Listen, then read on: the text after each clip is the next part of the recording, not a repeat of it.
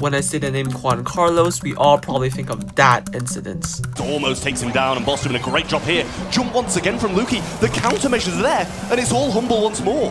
But besides the horrendous kit drafts, Juan's competitive career was actually much more than that.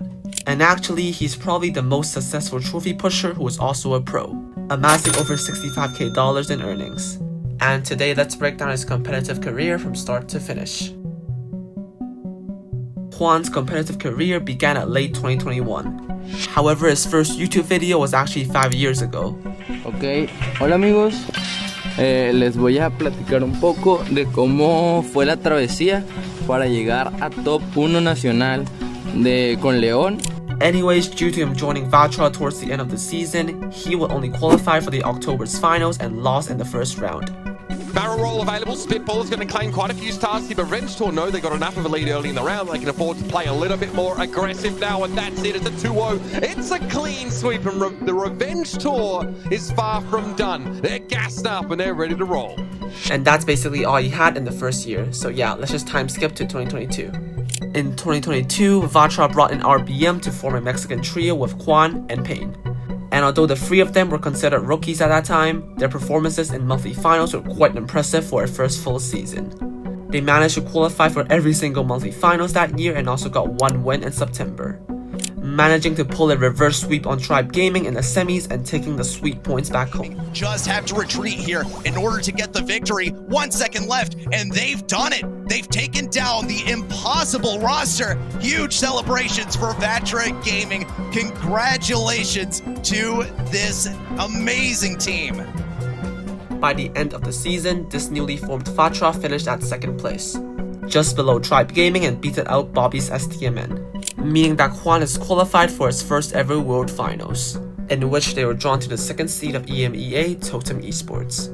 And this was pretty much the equivalent of the Humble match which happened last year, as Vatra, who were seen as a strong team, got completely demolished by Totem Esports, and a quick 3-0 loss would end JuanCarlos' first ever World Finals run. Well, at least he wasn't turned into a meme for 3 months straight, right? Anyways, in the next season, Juan would leave Vatra and join Chasmic Gaming. And due to the BSC splitting NA into East and West, Chasmic will play in the East Coast, competing for the one and only World Final spot with Tribe Gaming. And the race to the top was very competitive. Before the last monthly finals of the year, Chasmic Gaming was only 10 points ahead of Tribe. And in the monthly finals, Daddy Second was drawn to Chasmic Gaming. Juan had to win this match in order to secure the first place position. But the beasts were untamable. That sounded so corny, by the way. Anyways, Chasmic took set 1 after a hard-fought battle from both sides.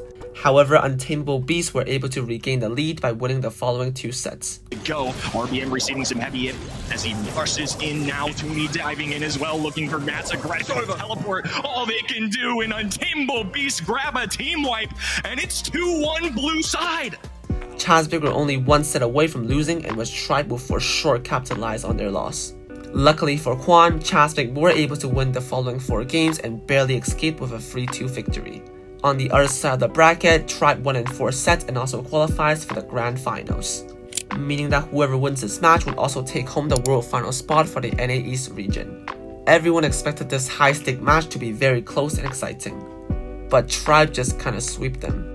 Yeah, like literally 3-0. It's going to be inevitable. Just 5 seconds left. Zulwan, he's able to take to the skies. CMG, they know it's over. Their hopes of worlds all but dashed, in Tribe Gaming ascend in their place. They are your monthly finals champions here in NA East for August, and they will be representing this region on the international stage at the Brawl Stars World Finals. And with that result, Chasmic Gaming will fall to second place, and they had one final chance to make it to Paris through the last chance qualifiers. They were placed in Group B and faced VN in their opening match, and Chasmic were able to take set 1 after some great plays by RBM and Fade. Bounce! The answer for Mebius on the right though, but he's marked, needs the heals, and down Knob goes! Mebius should be joining him soon, he does just that, and Chasmic, hold on! And in set 2, I believe Chasmic had the drafting advantage. However, VN Esportings played a fantastic set and forced Chasmic into set 3. But to be honest, I believe that Chasmic should pull out there with a win. Anyways, in set 3, it was forced into double match point. and a misplay by RBM gave VN the opening they needed. One gem though for VN Sporting, and then we'll be able to count down. There's 3 down there, and there it is. Fade though forces into the realm. Abius, he's right next to Roll, but they're obviously not able to do anything until the interaction plays itself out, and he will fall surely. VN Sporting are running away with it. I mean, it looks like they're going to do it here. He's too far in the spawn. He makes it happen. The Muse onto Nob, not on Rama. They can't get up, and VN Sporting do it. Chazmak NA into the lower brackets. Chazmak were bumped down into the elimination match where they faced the Brazilian side of Clash. Unfortunately, this match was played off stream, so I do not have any footages. However, Clash did sweep Chazmak back to NA, ending Quan's second year of competing. Anyways, on October 30th, Quan would leave Chazmak Gaming and announces that he wants a move to EU. However, I guess the plan didn't work out as he continued to stay in NA, forming the JuanCarlos team in 2024 that we all know and love, consisting of Quan, Second, and Pain. And they would go on to win 2 monthly finals that year. Funny enough, beating STMN in both finals. And midway through the season, the 3 of them were signed under Pioneers. And going into the last monthly finals, they were actually placed first in NA.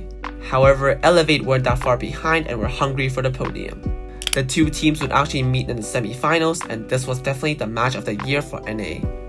This is not really important, but I just want to point out how funny their setup is.